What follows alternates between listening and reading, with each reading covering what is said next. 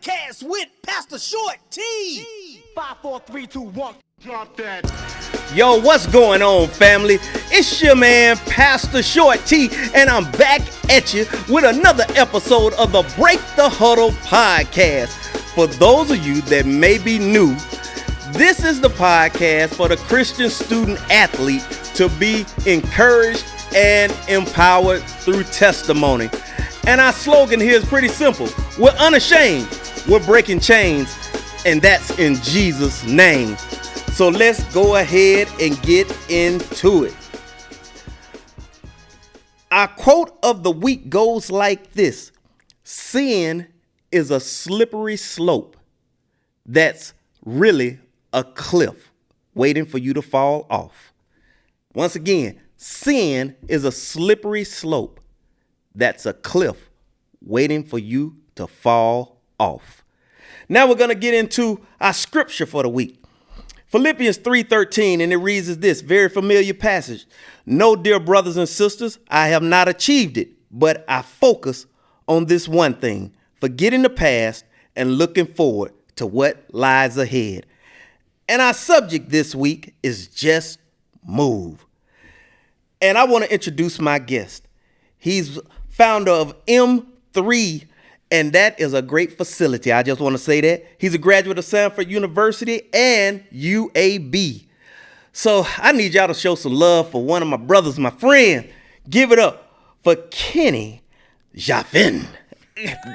Did I get the pronunciation right? That's good. Hey, that's good. I felt like I was going French for a minute, like I was going to Canada, man. Yeah. Welcome to the podcast, brother. Man, look, thanks for having me, man. Man, it's an honor to be here. I tell you, trying to get you on, I'm working with your schedule, so I'm glad that I can get you here. And it's the last episode of the year, so we closing out strong. I tell you that now, man, just having you on here.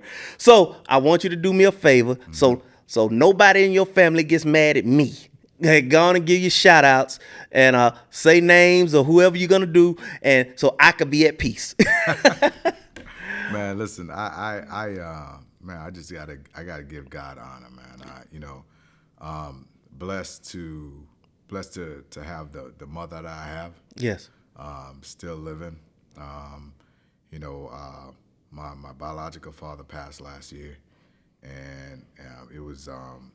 I was just blessed that the last 3 years of his life that we were solid, and he left here knowing that we were good.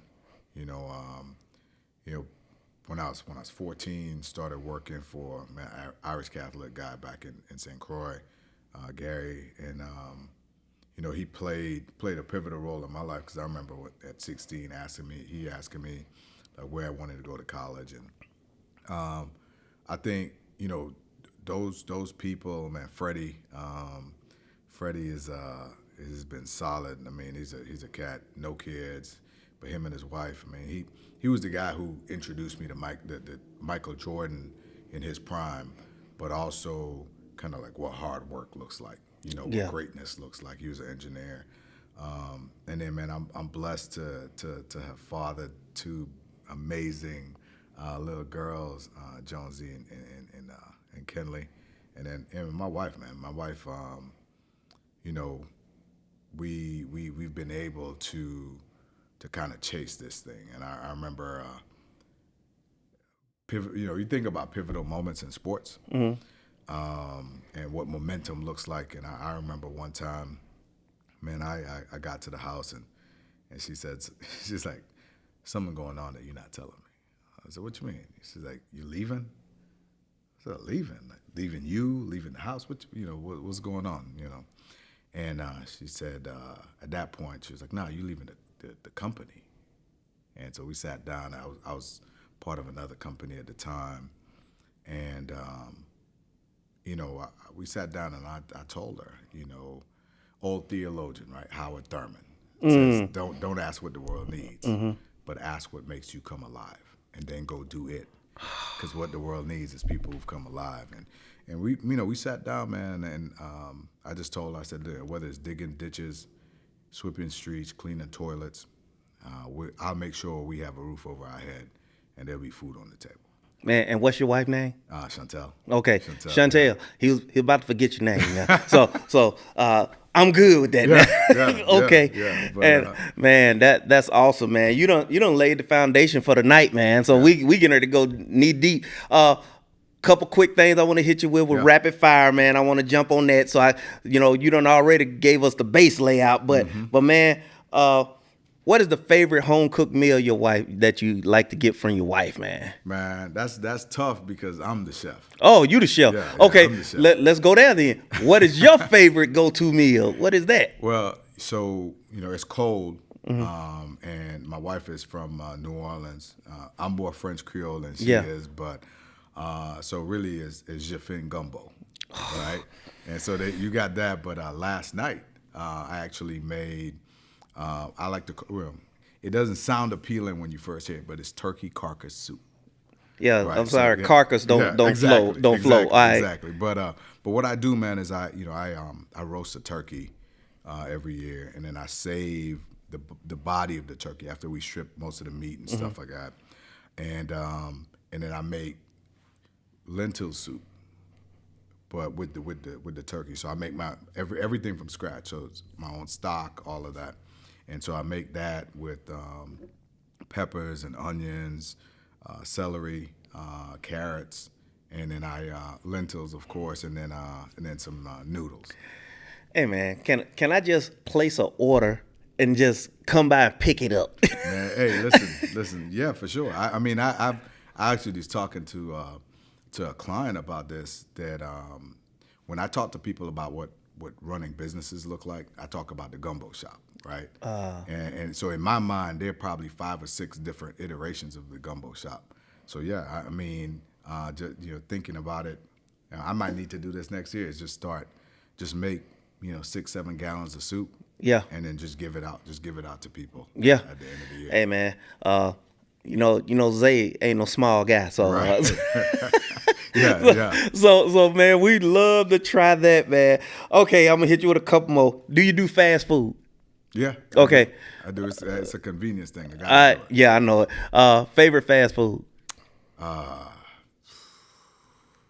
Man, I have to say Chick-fil-A because of their model. Yes. I go to Chick-fil-A. Like every Chick-fil-A in the world is judged based off of Chick-fil-A in Leeds, because I'm friends with the operators of that Chick-fil-A. Okay. And I get to see people don't understand. It took Truett Cathy 11 years to get people used to saying, my pleasure versus pleasure. You're welcome. Yes. And I get to see that. I mean, just every Chick-fil-A has a different culture, but the output is the same. Whew. Okay, I'm gonna hit you with this one, and we're gonna get on into it. Somebody in leadership you like to just sit down with and just have a 1-hour conversation. Man, my guy Nick Saban. There are a couple different quotes. My wife is an LSU grad, so she was there when he was there. But one of the things when he talked about high achievers and mediocre people don't like each other, and he talks about process. Like those two things for me, when you hear Coach Saban talk about the fact that the outcome is really the problem for most people. And having the honor, the good fortune to work with some guys that were coached by Nick Saban and some guys that coached with him, man, I think just hopping on a boat or playing around the golf with them, not really about the championships, man. Like that's the outcome, but really about process. Just kind of distilling some of those lessons, and asking questions based on his experience. I think that'd be great, because it man, I remember the Forbes. I don't. Most people don't pay attention to this, but there was a Forbes article earlier this year with a picture of a guy from Baton Rouge on the cover, and it basically said, "Meet the guy that'll make Nick Saban a billionaire." And so when people start talking about Alabama and its national championships, Nick Saban chose to go to Louisiana because or LSU, and I think that the talk was that because it was the state that was the most talent rich as it relates to NFL prospects, and that wasn't by mistake, but I think the guy would have been successful wherever he went, but it was because of process. So that's why that probably would be my guy. And I done heard a lot of people say Nick Saban, but you just gave specifics of why. Oh yeah. Yeah, not just football. Yeah, I agree with you on that. Okay, what do you, outside of Jesus, what do you like to study in the Bible, man? Man, leadership.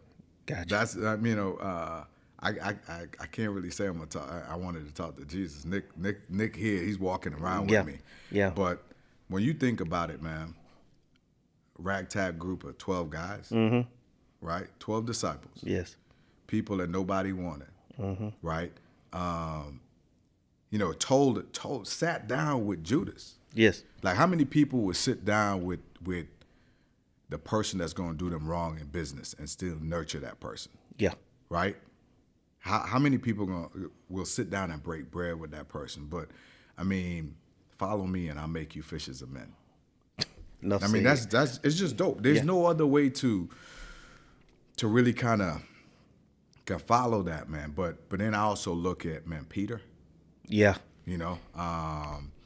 But Timothy's relationship with Paul was kind of another thing for me that, again, leadership. Barnabas. Yes. We all talk about Paul. Man, Paul was a zealot. Yeah. But good people crucified Christ, right? Paul, without Barnabas, nobody trusts Paul. Right? And then without Paul, what happens with Timothy? And so my view of mentorship comes from that. And then I go to Old Testament. So you think about David and Jonathan's relationship. Yes, that was solid. What that was solid. that looks like, right? Yeah. And then the first Sunday school lesson I ever taught was out of the book of Ruth. So Ruth and Naomi, that was about leadership. Boaz didn't just jump in and if Ruth didn't follow Naomi's lead, Boaz doesn't pay her any attention. Yeah. And then Boaz went ahead and he followed process. He said, hey, bro, like, just you're the guy. You're first in line. You're second in line.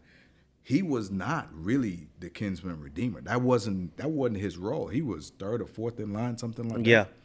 But I think the thing that stands out to me, and why I just kind of like looking and reading and unpacking these moments, man, is that the Bible isn't just, for me at least, it's not just a bunch of stories that happen, right? The Bible for me it illuminates the path for me to walk forward. Because when I look at leadership, and if I'm too accessible to my folks, when I think about Moses, and his leadership, Moses' father-in-law told him like he was too accessible to the people, right? And so I think that there are just some lessons that if we pay attention to them, will keep us out of a lot of stuff. Amen to that, bro. Whew, yeah.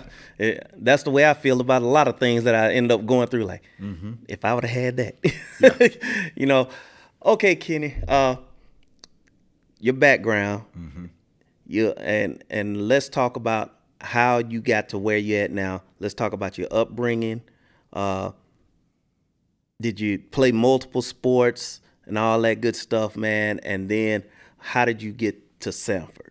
Yeah. Well, I was born in the Commonwealth of Dominica between Martinique and Guadeloupe. About 60, 70,000 people. Most densely volcanic populated country in the world. So 9 volcanoes in just under 500, like about 500 square miles. And so left there and moved to St. Croix in the U.S. Virgin Islands.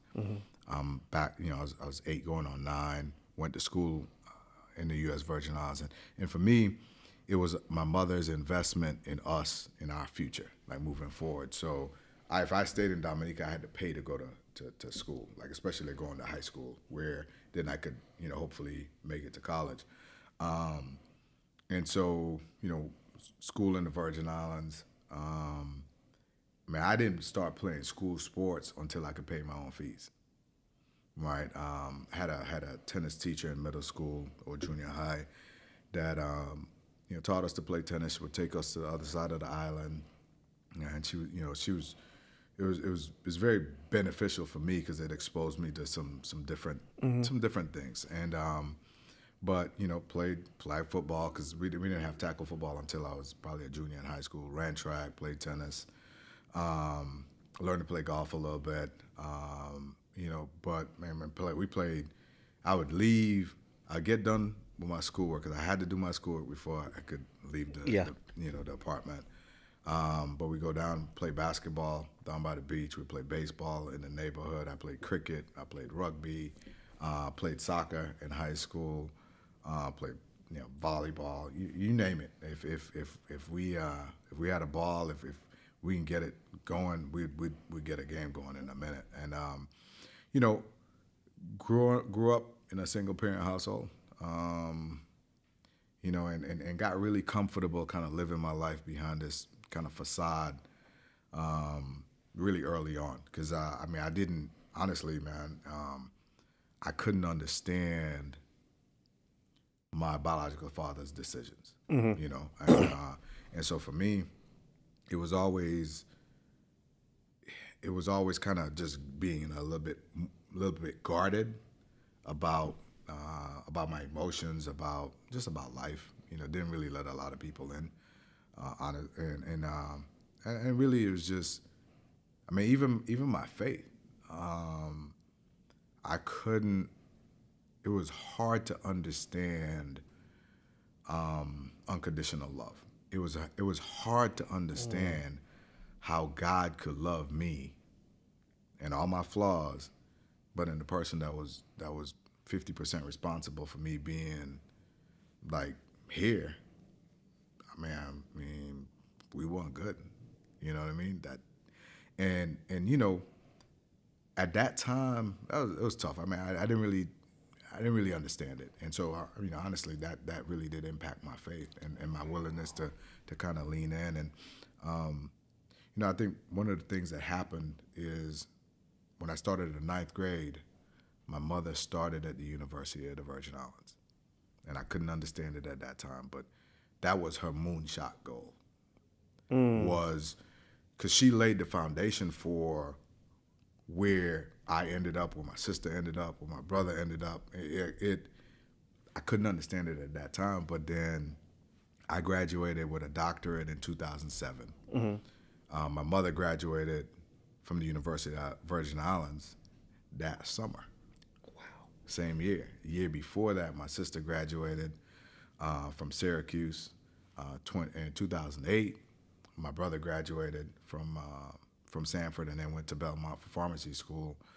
So, growing up, it wasn't like, man, like I think about it. I had a homeboy that got shot 28 times when we were 15. Got another guy, man, really good friend, killed at 16. And, I got a homeboy that's serving multiple life sentences.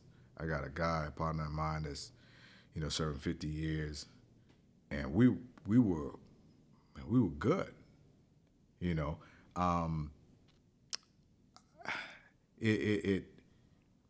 I was not positioned to be the most likely to succeed. So really, sometimes it really does tick me off when I hear people say, man, I'm just a product of my environment. Because I think about myself, like, what am I? Now that I'm in the position that I'm in, and life looks good. People talk about kind of who they want to be. I remember I had somebody look at me and like, man, I want to be you. And I'm like, man, you don't know that cost. Right? Like, you don't know the cost. Like, when I'm around here and I'm doing what I'm doing right now, and it looks good, but people don't understand that, last night or night before, I was still at the clinic till whatever time. People don't understand the investments that go into it. And left to my own devices, man, I would be dead or in jail. Wow. You wouldn't know me. Whew. So you have been blessed to come out of your situation. Mm-hmm. So how did you get the opportunity at Sanford? How did that come about? Because I'm listening to you saying you played all these sports and everything, but how did you get there? Man, so at 16, I had a couple of run-ins, but at 16, Gary owned a pharmacy, so I was working there, kind of afternoon floor manager at the pharmacy, and he asked me what I wanted to go to college. I just laughed. At college, I said, man, I just want to be alive at 21. Wow, like, really, Chief, and he was like, well, I mean, yeah, but what if there was more? What if it was I was always a good student. You know what I mean? Never really applied myself, but I love learning. And so I was like, all right, well, let's, we'll see what that's working with. And so I started looking at schools in Alabama. It was easy to get home. There was no snow on the ground, or so I thought. And so, man, did that. And so Sanford just kept making these lists. I mean, I started off with, I was like, all right, well, what if I try to walk on at Florida? Look at Eckerd, Stetson, Jacksonville, Mercer. And then I was like, man, I can't go to UF, man. There's more people at UF in the student body than there are in the whole island, all right? So Sanford ended up in a list of about 6 schools. And I couldn't figure out why. And then I took a deeper look. For God, for learning forever. Mm-hmm. Right? And again, somebody's still kind of trying to figure out this faith thing. But at Sanford, I knew I wasn't going to be just a number. I knew I could run track because I could run, and I could let the school thing kind of play out. And again, being a decent student, Sanford put, when I came up, and man, my guy was bartending and waiting tables to pay the way for me to come up here to interview. And interviewed at Sanford, and David Mees was still there in admissions. And I said, man, look, if you accept me and make it financially possible, I'm coming and you won't regret it. And he was like, okay. He said, any concerns about coming to school, like in the South, any of that? I said, nah. As I grew up as a majority, my great-grandfather's a Frenchman, my great-great-grandmother's Portuguese. Like, I'm good. Like, there's ignorant people everywhere. Yeah. So, man, I went home, and Sanford accepted me. Long story short, I got accepted to all 6 schools I applied to. Sanford wasn't actually the best financial package, but it allowed me it allowed me to make the choice to come to Sanford. And, man, I came up, and I had some success. I had some success athletically. We, was an all-conference performer. But when things really clicked, was I was starting. It was the start of my sophomore year, and I was sitting in Cybert Hall, which is now Rec Center, and I got a phone call because I was in Hoover at the Sprint store in Hoover. I remember it was across from the Galleria on the right side. Mm-hmm. There's a Sprint store over on the left, and I saw a couple of guys walk in, and I looked at them. I looked at my pop. I was like, they from St. Croix. They're not from Cruz. They're not from Cruz. He was like, nah, they can't be from St. Croix, man. Like, basically he was like, you tripping. And I said, nah. So I said something to one of them. They said something back to me. We exchanged numbers, and I'm sitting at a Christian university trying to figure out my faith.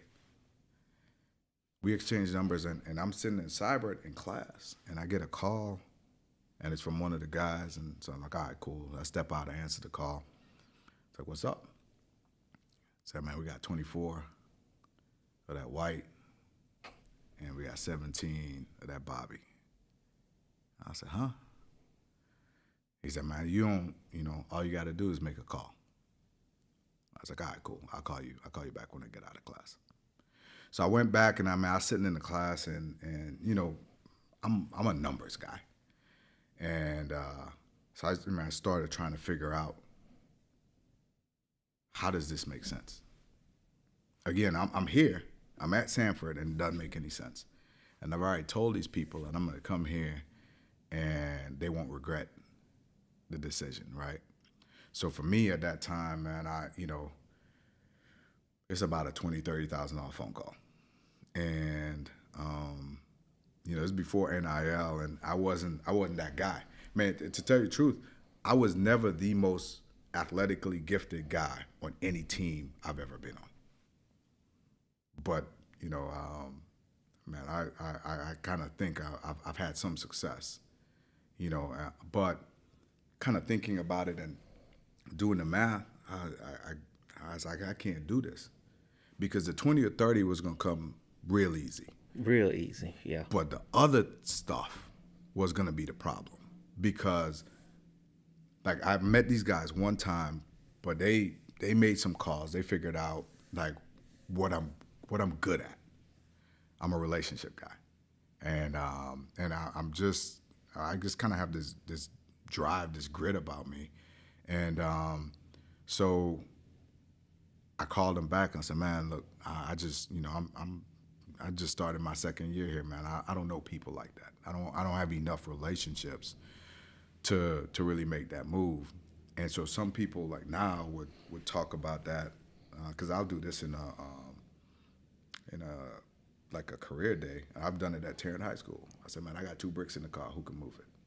Because everybody's singing about it. Everybody's talking about it, and they don't understand the cost. Right? Yes. So like the reason for me saying no outside of just God, and honestly, it's just that. It's just God.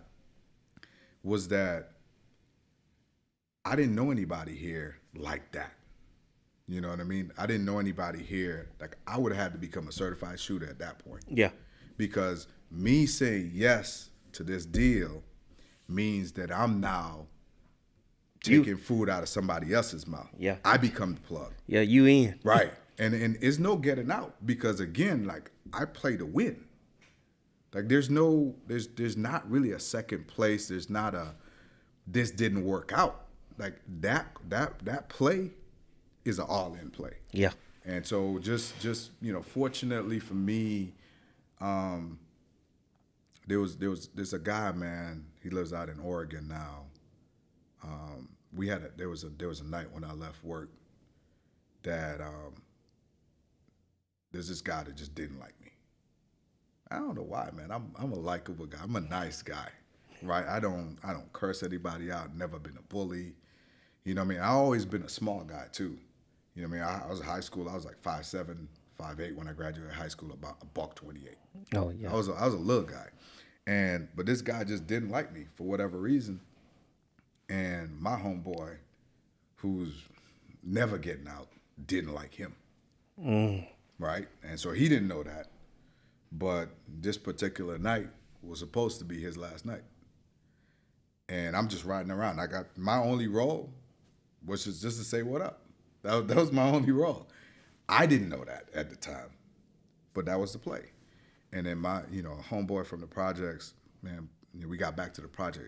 It didn't, things didn't go the way they were supposed to go. We get back to the projects, and my homeboy, he pulled me aside. He said, man, you're the only one of us who can get out.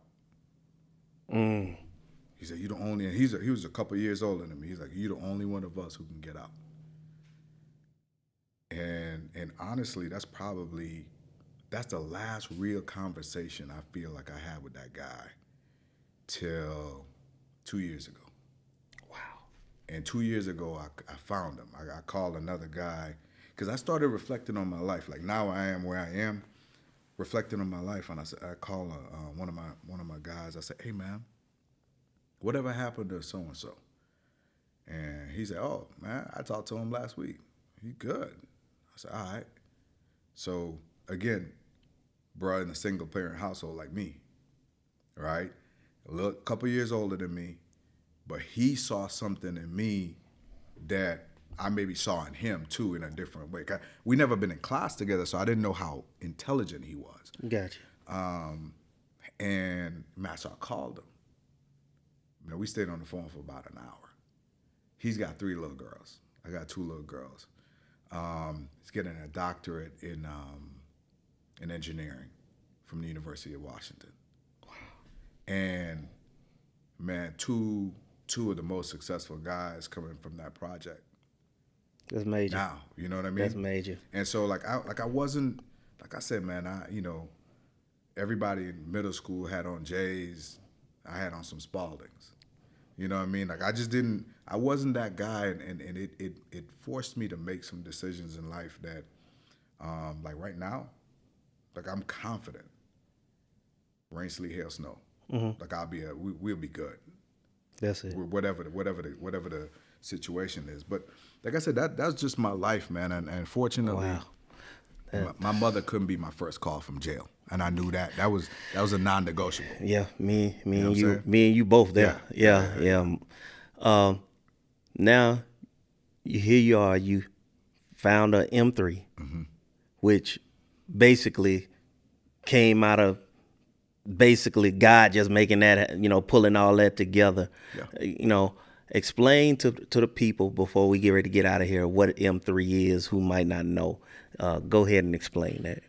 So M3 is it's this company that started my first semester of PT school is when I kind of tied it together, turned to my now wife, another one of my classmates who actually, they're both part of the company now. And I told them about it. And they're like, man, we hadn't finished our first year of school yet, not even our first semester. What are you talking about? Wow. And told them they asked what the company was going to be doing. I told them, consulting, wellness, some lifestyle pieces, just that whole nine. And they asked me what the name meant. And so M3 is M3 endeavors, right? So every good endeavor for me, is a win. But M3 is making movement monumental, right? That's what M3 stands for. And then, the green and the blue, they represent kind of my life. The soil and the sun, the water, just kind of being from the islands, and it's a combination. You got to water your grass, you got to nurture your environment to be able to see the sun clearly. And so it became M3 Endeavors. It started just really as a performance company because I had a bunch of clients that kept asking me to work with them or work with their kids outside of PT. So after doing that for a while, I finally was like, all right, I'm gonna start an LLC. Started it, worked with golfers, runners, and then it was time to pivot from where I was before. So, I called my attorney and called some other people. I said, man, it's time. And so M3 went from a performance company to then a PT. So we run M3 Performance and Physical Therapy. So M3 Endeavors is really the parent company or the holding company for everything that I'll do kind of as we continue to grow. So it becomes part of my investment portfolio from a property standpoint. It becomes part of my consultancy will live under it. But right now we operate across a couple different platforms in Birmingham and really now kind of beyond. I just got back from Sacramento last week doing some work out there. But it's physical therapy, it's performance. So we have a long-term athletic development program. We work with our pre-draft guys. We work with guys in the off season. We can do some in-season work as well. And so our long-term athletic development program starts around 8 or 9 years old and follows you all the way up to the pros, to retirement if you want. So we've got some former league guys that we still work with. We work directly with companies. So we help companies manage their health and wellness dollars, take care of employees. We've got, on the collegiate side, we have a partnership with Stanford University where we provide services for 450-something Division I athletes. We have a kind of a lifestyle consulting platform, and that again, it's individuals, companies, and teams. Then I do a ton of speaking now. I know. I do some writing, and we're kind of formalizing a couple other pieces of the company. One where you get to travel with me a little bit, and the other part is just more of the consulting work that I feel like, is important from a leadership standpoint. Gotcha. So that's M3 kind of as a nutshell. So our tagline is move well, live well, and do amazing things, right? And that's really the goal. So we help teams, individuals, and companies do just that.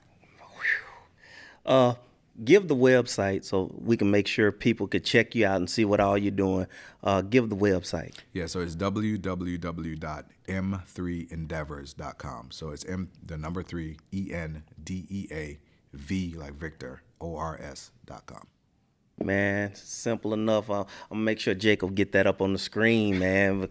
And I met you. Yeah. That's how I met you, because my son had to go through it for concussion protocol. Yes, there's a process in that, and I didn't know that, but my son went through concussion protocol to get back in the game, and y'all were some of the few that could actually sign off on the paperwork. Yeah. So they're not fly by night. I want to say that for sure. And man, you love the Lord, and I'm grateful for you, man. And once again, we're gonna bring you back on so we can get more into this Jesus thing, man. Oh, yeah, for sure. I'm gonna have to get you on the E1R1 podcast as well. But man, you blessed me, brother. Hey, and just like we said, just move. I didn't have a clue about that, and there it is, and it falls right in line. God is doing great things, and Kenny, thank you for coming on. Get at him on the website for sure. M3endeavors.com. Make sure y'all get at him and check out some of the stuff, because you can go by there and check it out. And you put out an awesome newsletter too. Thank you. Man, I read it. I'm on the email list, so I read it. Jacob, put the giving tools on the screen. BGTVstudios.com, at BGTV Studios on Venmo and Cash App, $BGTV Studios. Whoo, this has been fire closing out the year, man. That's my man Kenny over there. And you've been tuning in to the Break the Huddle podcast. And please holla at my guy and tell him you saw him on here. And we're closing out for the end of the year. Remember, we're unashamed. We're breaking chains. And all of that is in Jesus' name. And we are out. See you in 2026. Yeah.